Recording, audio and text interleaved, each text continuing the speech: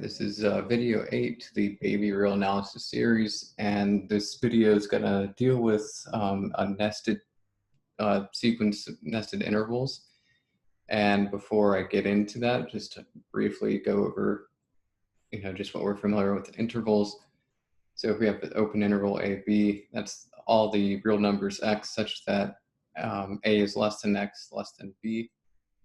The closed interval a, b is pretty much the same thing, but it's just less than or equal to.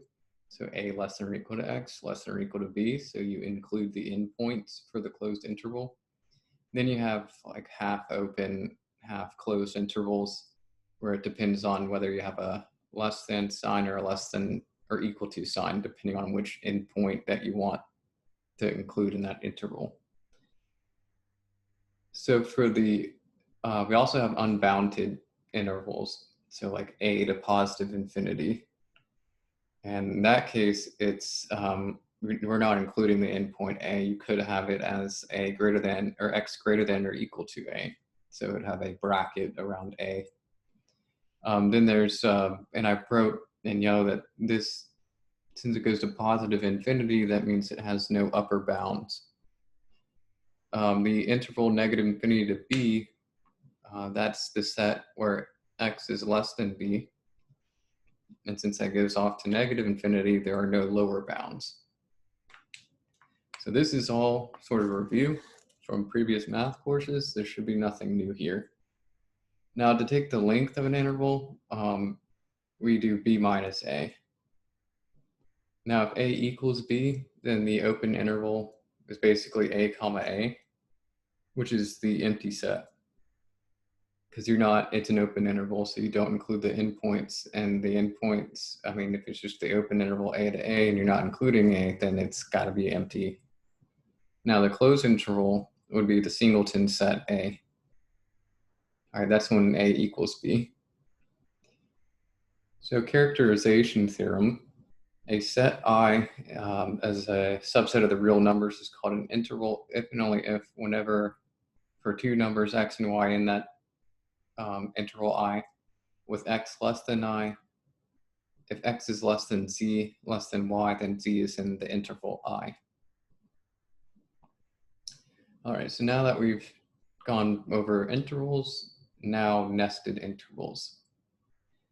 So a sequence of nested intervals I with the subscript n for each natural number n is nested if you have I1 containing I2, containing I3, and so forth, and then containing In, which contains In plus 1. So the intervals are getting increasingly smaller, and the first interval I1 contains all of the other ones. All right, so that's a nested interval, or nested intervals. It's just a sequence where your sequence gets, as n goes to infinity, the INs get smaller and smaller, being contained within the subscript value for the interval that comes before it. So as an example, let's consider the sequence of In for particular of the closed interval 0 and then 1 over n. So I1 would be the closed interval 0 to 1. I2 would be the closed interval 0 to 1/2. I3 would be the closed interval 0 to 1/3 and ... So the In would be the closed interval 0 to 1 over n.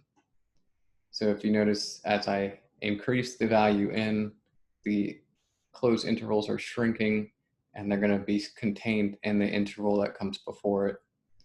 So that's what I mean by for all n and n, In contains In subscript n plus 1. So this is what it looks like visually.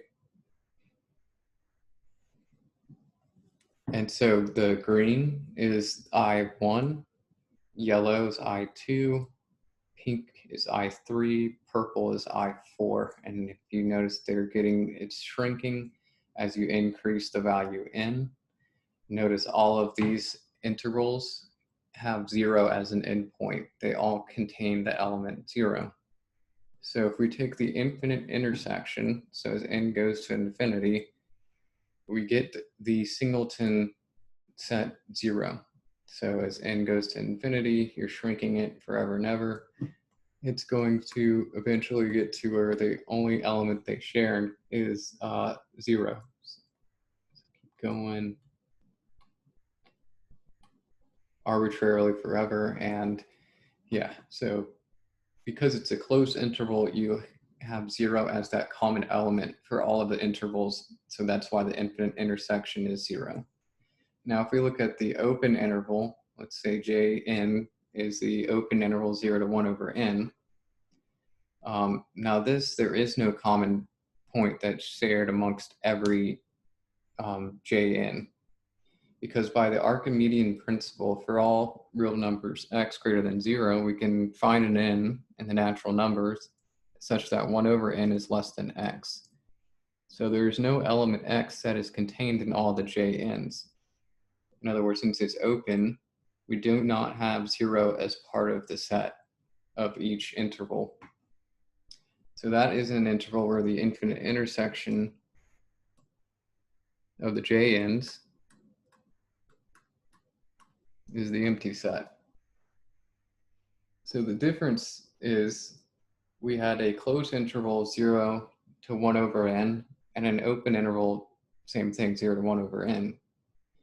They're both bounded, right? Because 0 is a lower bound for both of them, and they're bounded above by some value 1. Now the difference relies on it being closed versus open. So when it was closed, we got the intersection to be this, the point 0. When it's an open interval, it's going to be the empty set, since you're not containing 0. So for every value, real number x, there is going to be you can always find a natural number such that 1 over n is less than that real number x. And we can do that forever by Archimedean principle. So there's no common element x. All right, so this leads us to the nested intervals property. So let In be a closed interval a sub n, b sub n for each n and for each natural number n be a nested sequence of closed and bounded. So underlining closed and bounded. So you have this sequence where the I1 contains I2, contains I3, and then so forth. So if they're closed and bounded, each of the INs, then there's going to be a real number Z. There exists a real number Z such that Z is contained, or Z is an element of all the INs, which means that the intersection is non-empty. All right, so the main point here is your nested sequence of intervals has to be a nested sequence of closed and bounded intervals in order for the infinite intersection to be non-empty. And now we're going to prove this nested intervals property.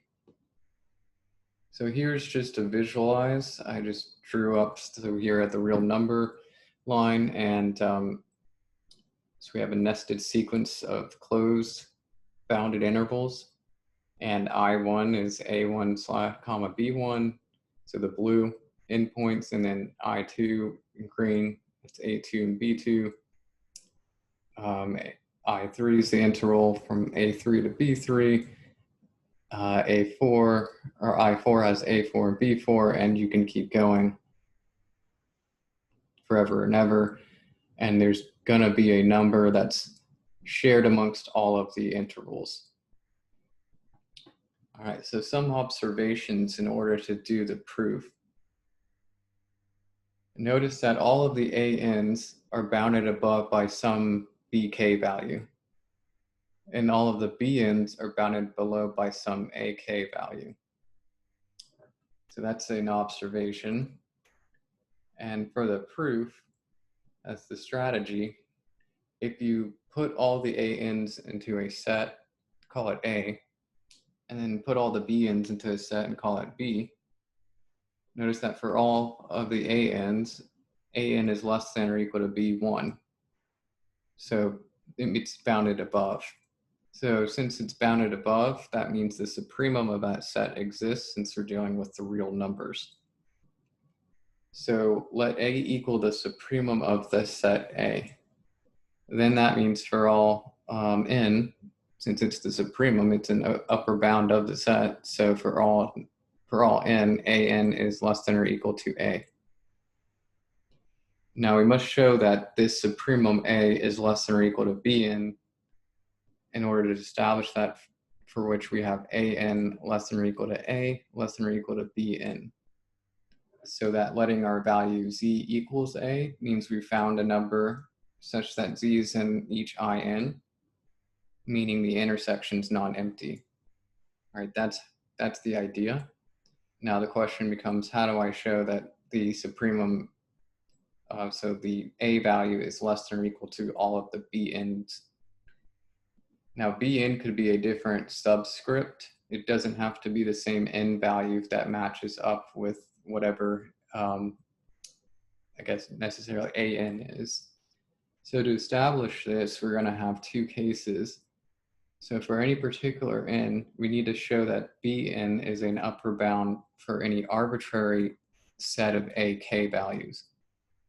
So again, the subscripts don't necessarily have to line up, but we can show that the Bn, no matter where the subscript is still an upper bound. So for the subscripts, we have two cases. We could have the case where n is less than or equal to this value k, in which case we have that the in contains ik, because you're increasingly getting smaller, so the increasing the index means you're going to have a smaller subset that falls into the other set. So as a visual, here is what we have under case I. So we have I sub k, and that's going from ak to bk, and the index k is bigger than or equal to n, so that's why we have ak's to the right of an. And then in is the bigger interval from an to bn. So the point is that bn is an upper bound because we have ak less than or equal to bk for that interval ik, which itself is bk is less than or equal to bn. So then we can pull together a string of inequalities saying that an is less than or equal to ak, which is less than or equal to a, which is less than or equal to bk, less than or equal to bn. So that means we could say an is less than or equal to a, less than or equal to bn. All right, so the whole point is that the index does not necessarily have to be the same, and that's why we're doing these two cases. So for the second case would be if k is less than n.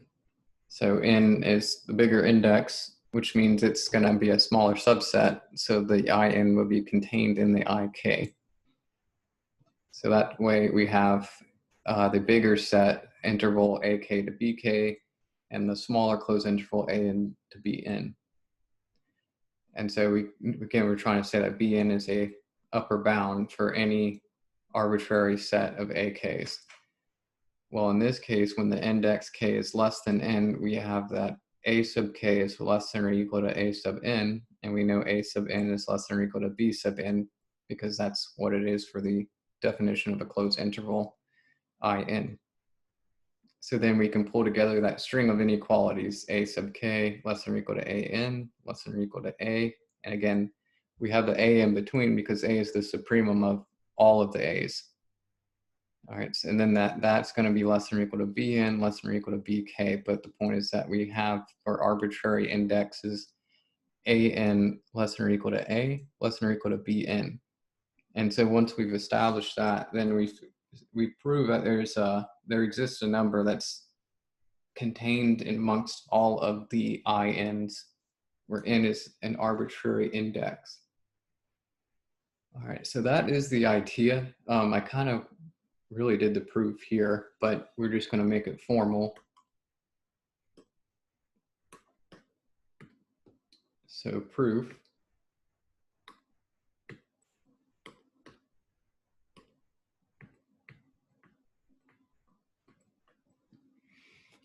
All right. So let's collect all of the ANs into a set.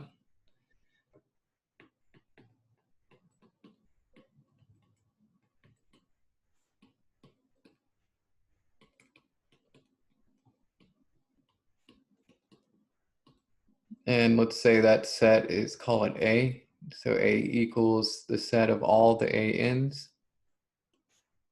where N is a natural number. So AN, no matter what index we're at, notice all of the ANs, since it's going to be less than or equal to B1, since we have a nested sequence of intervals. So all of the INs, I1 are going to be first. I1 is going to contain all of the INs. So that means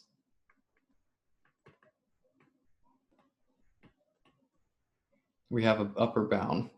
So it's so that means A is bounded above.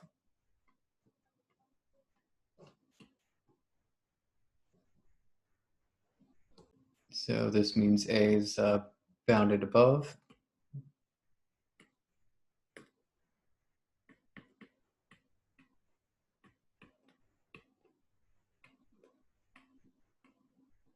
Which we know then sup of A exists.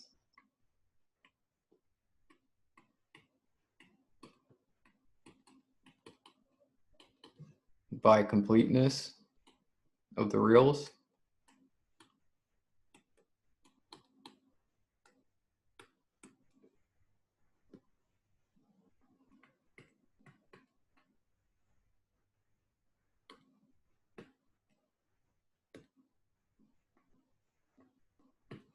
All right, so I'm going to let A equal this supremum.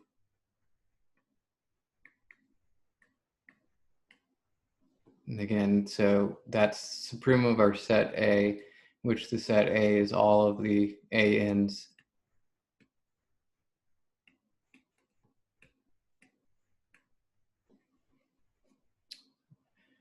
Okay, so what we're trying to claim, also first off, since A is the supremum, we have that for all N, AN is less than or equal to A. So I claim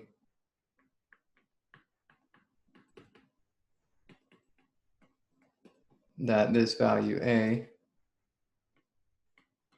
is also less than or equal to the BNs. All right, that's what I'm going to show, where for any index,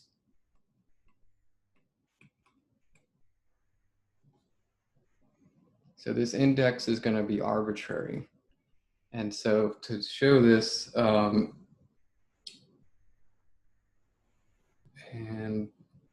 let's see. Yeah, so for showing this, I'm going to have those two cases. And also, we would say Bn is an upper bound. So this would mean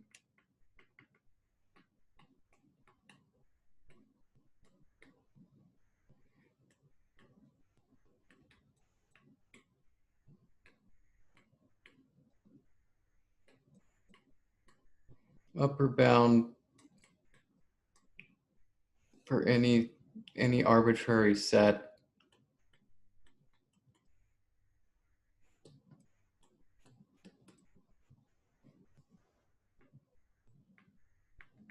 A sub k, where k is a natural number.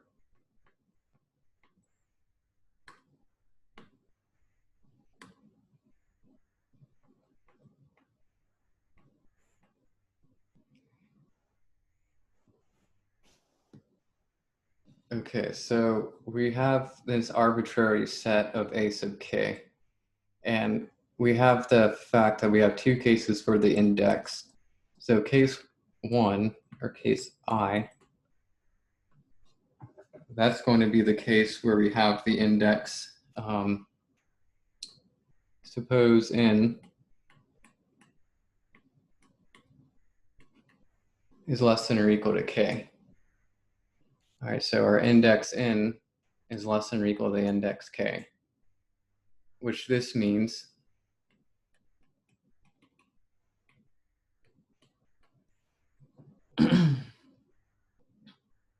we have that, so the index k is bigger than the index n, which means that ik is contained in in. So this means in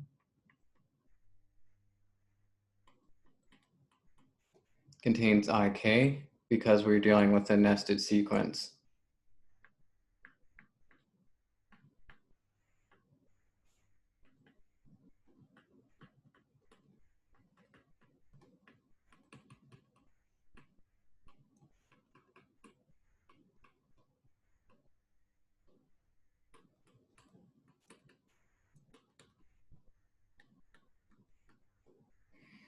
Okay, so if that's going to be the case, then we're going to have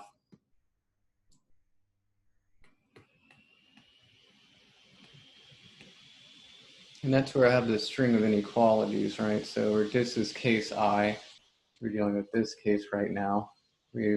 Since index k is bigger than or equal to index n, then that means because we have a nested sequence, the intervals are getting increasingly smaller. So I sub k is going to be contained in I sub n.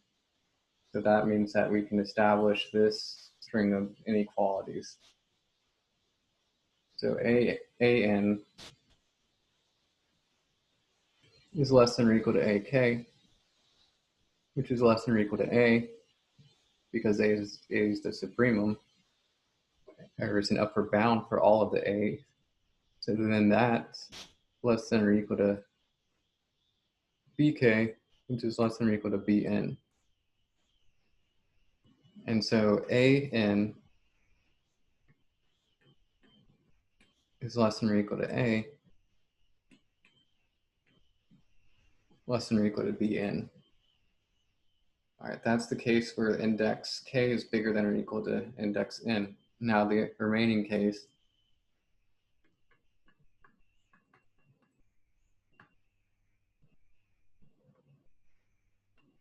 let's suppose the index k is less than the index n. So since the index n is more than the index k, then that means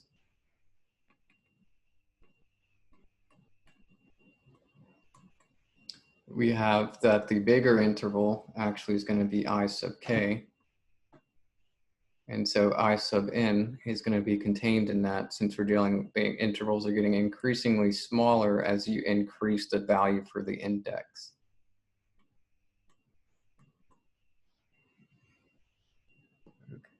So then we have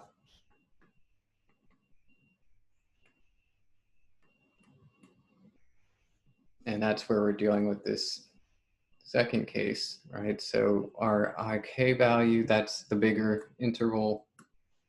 So we have ak less than or equal to an, and then since a is the supremum, then that's going to be less than or equal to a, and then that's got to be less than or equal to bn, which is less than or equal to bk.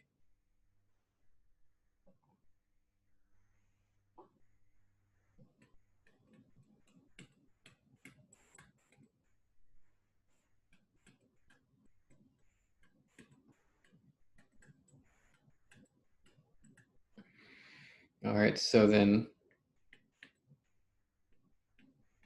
an less than or equal to a, less than or equal to bn. So now based on these cases,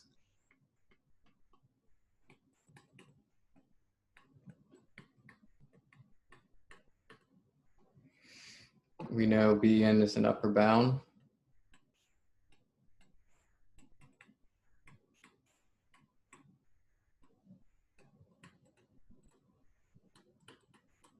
For any arbitrary set of ak values, where k, no matter what the index is.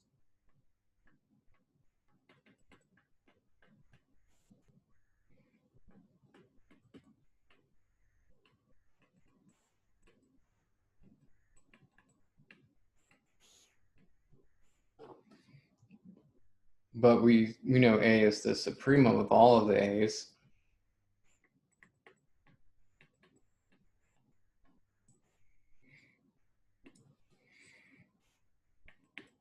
And so it's the least upper bound for all the A's.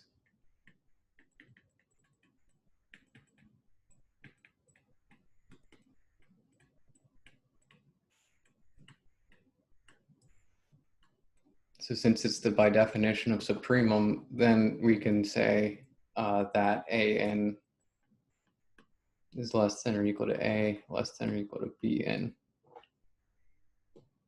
And then AN, BN, so that means, right, because BN, we wanted to show that BN was an upper bound for all of the sets AK. And since A is a supremum, it's an upper bound for the ANs. Now we just said that the BNs isn't necessarily going to be, I mean, it could be A. BN's just any upper bound, where A is the least upper bound. So therefore we have AN less than or equal to A, less than or equal to BN. So this means there exists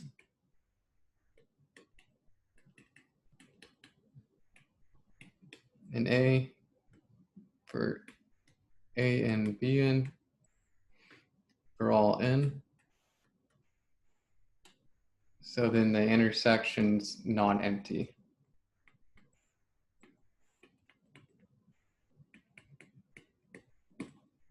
All right, and that completes the proof. All right, so we did these two cases really to establish that we have our A less than or equal to BN. And that dealt with, because we don't know what the index is for these, like what index is for the A's, going with the index for the B's. So they could be different indices. But in either case, we've shown that we still have A less than or equal to BN. And we know that way BN is always going to be an upper bound for all of the A's. But since A is the least upper bound, then we have to have it between AN and BN. So it's got to be A less than or equal to BN, since it's the least upper bound. But that means we have a value A that's in between AN and BN, where AN and BN are arbitrary elements from each corresponding sets of the A's or B's. So therefore, we produced an element A that's in all of the intervals, closed intervals, and that means that the intersection of these intervals is non-empty.